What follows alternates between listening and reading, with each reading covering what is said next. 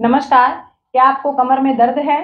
20 साल पुराना है या 5 साल पुराना है, कोई मैटर नहीं करता। जो मैं ये नुस्खा आपको बताऊंगी ये बहुत इफेक्टिव चीजें हैं और आप इनको लगातार 10 से 12-15 दिन करिए। आप देखेंगे कि बहुत पुराना दर्द आपके शरीर को छोड़ के हमेशा के लिए चला जाएगा। तो करना कैसे है वो देखो। चाहे L1 से लेकर के L5 का पेन है, डिस्क बल्ज है, डीजनरेट है या स्लीप डिस्क है, सब में काम करता है। ये कैसे करेंगे वो देखो। सबसे पहले क्या करना है, नाड़ी योग बताता है कि जो आपका ये अंगूठा है, दोनों हाथों का अंगूठा, इसकी जो बाहर वाली लाइन है ना, ये जो ये अंदर बिल्कुल सफेद वाला पार्ट है और बाहर से थोड़ा सा डार्क स्किन का पार्ट है, इसका जॉइंट, ये आपकी स्पाइन मानी जाती है। तो हमें इस स्पाइन की अच्छे तरीके से 2 मिनट तक मसाज करनी है, ऊपर से नीचे, नीचे से ऊपर। जैसे जैसे आप इसको रगड़ेंगे वैसे वैसे आपकी कमर का पीछे का तनाव कम होगा, यहाँ से दर्द कम होगा। तो जब भी आप अपने ऑफिस में बैठे हैं, घर में हैं, टाइम मिले, इसकी मसाज जरूर कर लिया करो। ये सर्कुलेशन को इक्वल करने के लिए होता है। और अब उसके बाद फिर क्या करेंगे, सबसे पहले तो देखो मेरी एक बात समझो, ये दर्द आता क्यों है। भगवान ने जब हम सबको पैदा किया था ना, तो बहुत फ्लेक्सिबल बॉडी के साथ पैदा किया था। धीरे धीरे धीरे धीरे हम बड़े होते चले गए, कुछ हड्डियां जुड़ के एक बन गई और कुछ जकड़न हम खुद अपने हाथ से भी कर रहे हैं। एक साइड के पोस्चर में जब काम करोगे ना, तो उसकी काउंटर पोज जब आप नहीं करोगे तो बॉडी में स्टिफनेस आती है। जब आपकी बॉडी में स्टिफनेस आएगी तो आपकी मसल्स में भी स्टिफनेस आएगी, क्योंकि बोन स्ट्रक्चर के साथ ही आपके मसल्स और टेंडन बंधे हुए हैं। समझ गए मेरी बात? तो ये सारी चीजें आपकी एक ही सिस्टम से जुड़ी हुई हैं। तो सबसे पहले हमें 7वीं लेयर जो इनर कोज है उस पे काम करना है। उस पे काम करने के लिए पहले हमें अपनी बोन अलाइनमेंट करनी पड़ेगी। बोन अलाइनमेंट करने के लिए हमें बॉडी को काउंटर पोज और आउटर पोज दोनों ही करनी है। कैसे करनी है वो देखो। ये जो लोक है ना हमारी कमर का, लंबर और सैक्रल रीजन, यहाँ बड़ा जबरदस्त पेन होता है। तो ये हमारी जो पीछे से हैमस्ट्रिंग मसल्स निकलती है, ये हमारी ऊपर, ये दोनों प्रोटेक्टिव मसल्स हैं। ये हमें हमारी स्पाइन को इंजरी से बचाती हैं। जब भी हम किसी भारी भरकम काम को करते हैं या ज्यादा वेट उठाते हैं, तो प्रोटेक्टिव मसल्स अपने आप को वहां पे अड़ा लेती हैं ताकि स्पाइन इंजरी ना हो। 75% पेन जो है मसल्स का पेन होता है, और वो मसल्स का पेन डीप टिश्यू मसाज से या गर्म ऑयल के मसाज करने से ही निकल जाता है। जब आप इन चीजों को नहीं समझ पाते, और ये बात कोई भी डॉक्टर नहीं बताएगा आपको, तो ये मसल्स का पेन आपका धीरे धीरे बोन को खींचना शुरू कर देगा। क्योंकि मैंने अभी बताया था कि बोन और मसल साथ साथ बंधी हुई है। जब मांसपेशी टाइट हो जाएगी तो फिर वो जहां बंधी हुई है उस चीज को भी खींचेगी, खींच खींच के उसका मार्जिन कम कर देगी। अब मान लो एक एग्जांपल मैं आपको बताऊंगी। ये मेरे हाथ में रिंग है और ये आपकी स्पाइन है। 32 वर्टिब्रा है और इनमें बराबर गैप है। जब धीरे धीरे करके, ज्यादा सीटिंग वर्क से, या भाई रनिंग ज्यादा करते हो आप और काउंटर पोज नहीं करते, आपका सीटिंग वर्क है, स्टैंडिंग वर्क ज्यादा है, तो इस पे जोर पड़ता है। तो इस पे जोर पड़ पड़ के ये गैप कम हो जाता है, और जो इसके बीच में डिस्क है, स्पाइनल कोड में से नर्व निकलती है, उन पे कम प्रेशर आ जाता है। और जब वो कम प्रेशर ज्यादा हो जाएगा तो आपकी का सर्कुलेशन रुक जाएगा। तो सर्कुलेशन जब प्रॉपर उस पार्ट में नहीं जाएगा तो वहां पे बहुत सीवियर पेन होगा। अब जैसे मान लो अब ये मेरे हाथों में गैप है, तो मैं इस रिंग को आसानी से निकाल सकती हूँ। और अगर मैं इन उंगलियों को ऐसे चिपका दूं, तो आप चाहे मर्जी जितना जोर लगा लो, मैं इस रिंग को नहीं निकाल पाऊंगी, क्योंकि नीचे से भी इस वर्टिब्रा ने इसको पकड़ लिया और ऊपर से भी, तो ये आपकी नस है।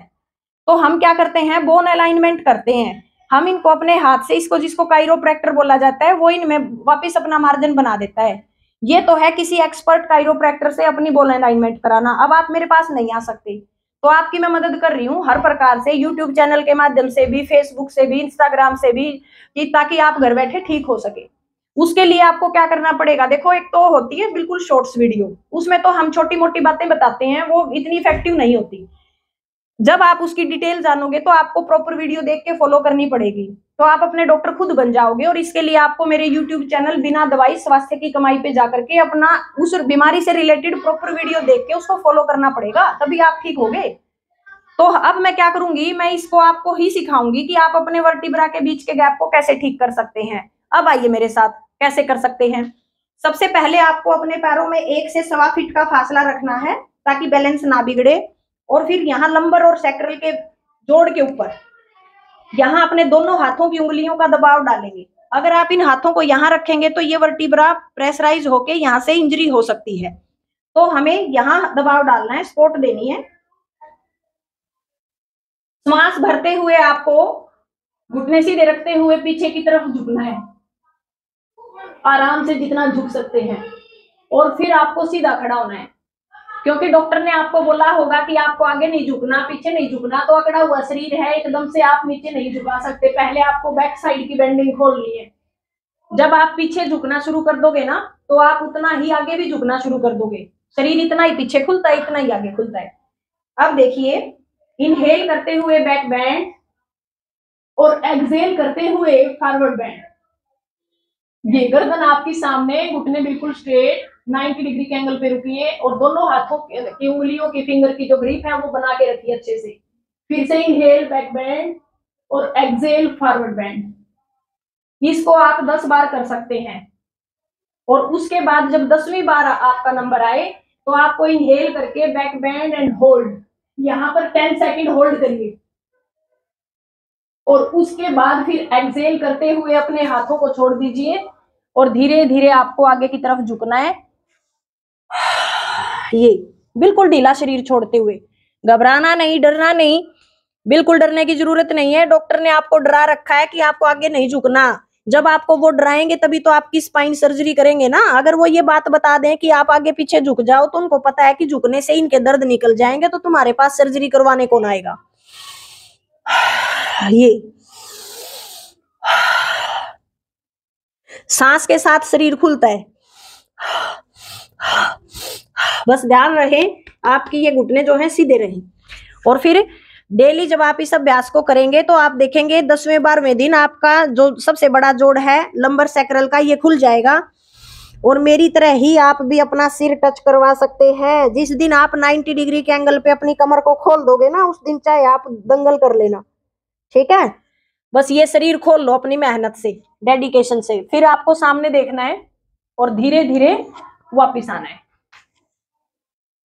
और फिर लास्ट में यहां लंबर और सैक्रल की 20 से 25 टाइम घिसाई करनी है, ये ताकि यहाँ की जो मांसपेशियां हैं, कभी आपने आगे मोड़ के इनको स्ट्रेच नहीं किया, वो एक बार तो देखो करोगे जब थोड़ा खिंचाव होगा।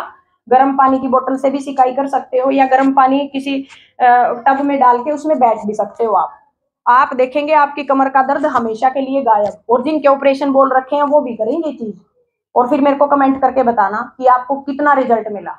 आशा करती हूँ आपको ये जानकारी बहुत अच्छी लगती होंगी, तो इनको अपने रिलेटिव रिश्तेदारों के साथ भी शेयर किया करो, फ्रेंड सर्कल में भी शेयर करो, ताकि सभी स्वास्थ्य लाभ ले सकें।